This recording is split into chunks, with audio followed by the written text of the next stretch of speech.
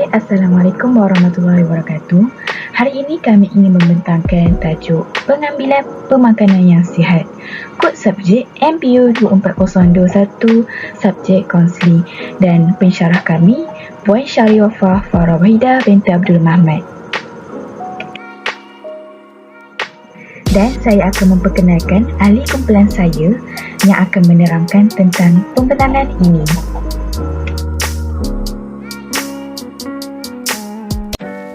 Hai, nama saya Al-Azmira binti Azmin dan nombor pendaftaran saya 01DKA21F1003.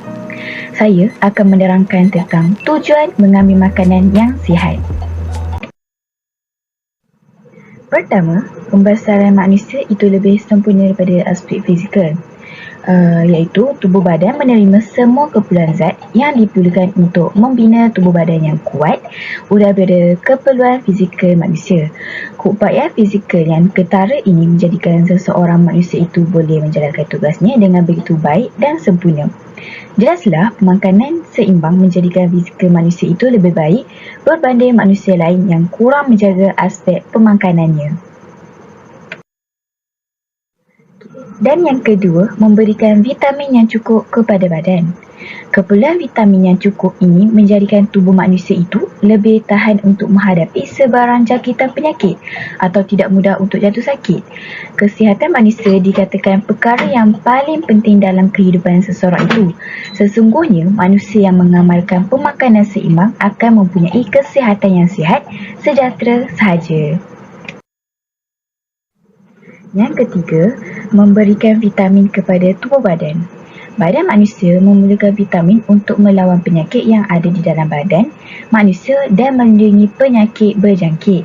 Maka, manusia yang mengambil makanan yang seimbang akan mempunyai kesihatan yang optimal dan lebih baik.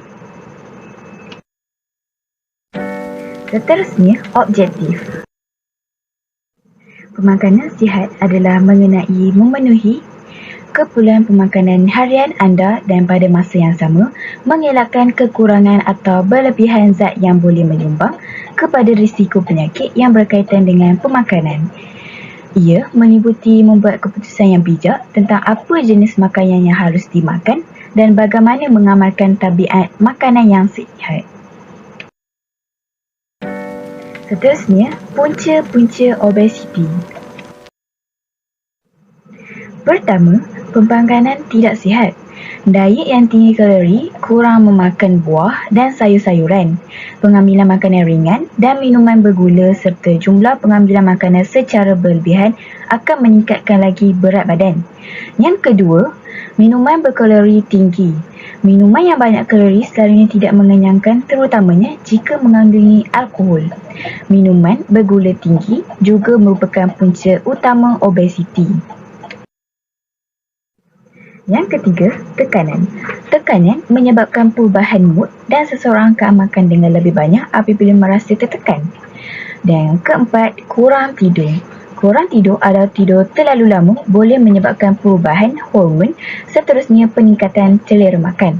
Anda juga akan mencari makanan yang tinggi kandungan kalori dan berkarbohidrat yang boleh meningkatkan berat badan dengan cepat. Sekian itu dari saya. Saya akan memberikan kepada pembentang untuk membentangkan tajuk yang seterusnya.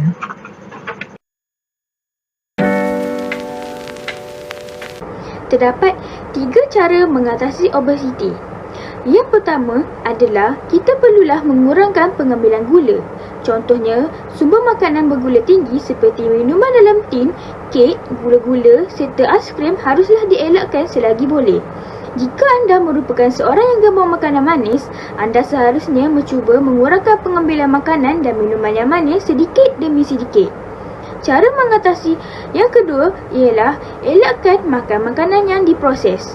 Hal ini kerana makanan yang diproses seperti fast food, mi segera, makanan dalam tin mengandungi bahan pengawet dan perisa tambahan yang digunakan untuk memancarkan tempoh luput serta rasa makanan tersebut.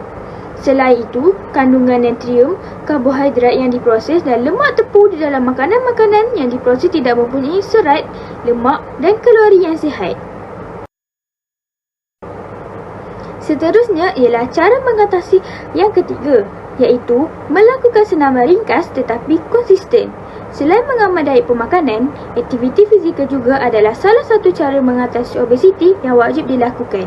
Cukuplah dengan melakukan senaman ringkas seperti berjalan-jalan di kawasan sekeliling rumah selama sekurang-kurangnya 30 minit sehari dan dilakukan 5 hari seminggu. Cara ini bukan sahaja dapat mengelakkan obesiti, malah menyihatkan tubuh badan serta meningkatkan kesihatan jantung.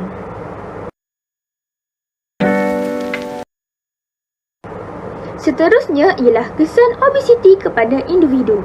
Kesan yang pertama adalah menghidap penyakit kronik. Obesiti boleh menyebabkan seseorang itu mengalami penyakit kronik dan apa yang ditakuti ialah penyakit kronik yang disebabkan oleh obesiti boleh membawa kepada kematian. Contohnya, pengaliran darah tersekat dan meningkatkan penyakit strok. Malah, penyakit kronik yang dialami juga akan merubah hidup seseorang itu. Kesan yang kedua ialah seseorang itu suka menunaikan ibadah. Contohnya, melakukan solat dan menunaikan ibadah haji serta seseorang yang ingin melakukan solat sunat atau solat tarawih pastinya mengalami sedikit ketidakselesaan apabila berada dalam keadaan obes. Hal ini kerana mereka agak sukar untuk bergerak dan cepat berasa letih. Kesan yang seterusnya ialah suka untuk membeli pakaian. Hal ini kerana tidak banyak jenama pakaian yang menyediakan saiz besar atau plus size di pasar raya atau kedai. Maka, anda akan menghadapi masalah untuk membeli pakaian berjenama atau mengikuti fashion terkini kerana pilihan pakaian untuk anda adalah terhad. Oleh disebabkan itu, anda haruslah menghindari obesiti agar tidak mengalami kesan yang buruk terhadap diri anda.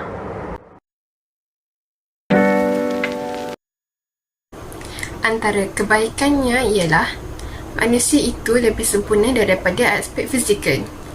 Tubuh badan menerima semua keperluan zat yang diperlukan untuk membina tubuh badan yang kuat daripada keperluan fizikal manusia.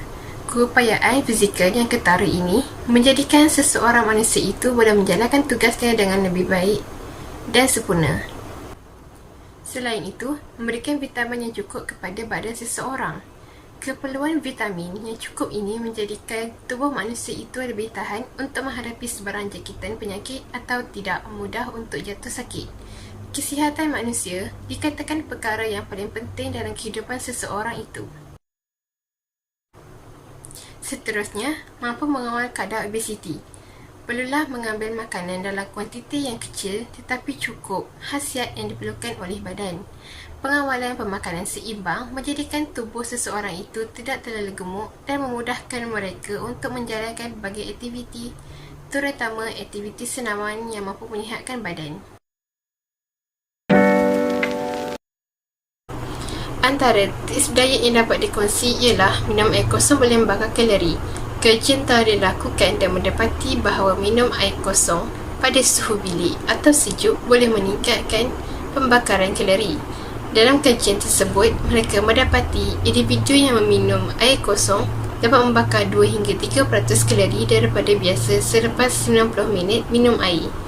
Meminum air kosong juga dapat meningkatkan kebolehan badan anda untuk membakar kalori sewaktu rehat yang dikenali sebagai resting energy expenditure. Minum air kosong juga boleh membuat anda berasa lebih kenyang. Seterusnya, makan lebih banyak protein. Protein boleh menyebabkan peningkatan pada metabolisme, mengurangkan selera makan dan mengurangkan hormon ghrelin yang menyebabkan rasa lapar. Pengambilan protein meningkatkan kadar metabolisme anda dan menyebabkan pembakaran 80 hingga 100 kalori setiap hari. Antara sumber protein yang baik adalah daging lembu, ayam, ikan, telur, susu, keju dan kekacang seperti soya.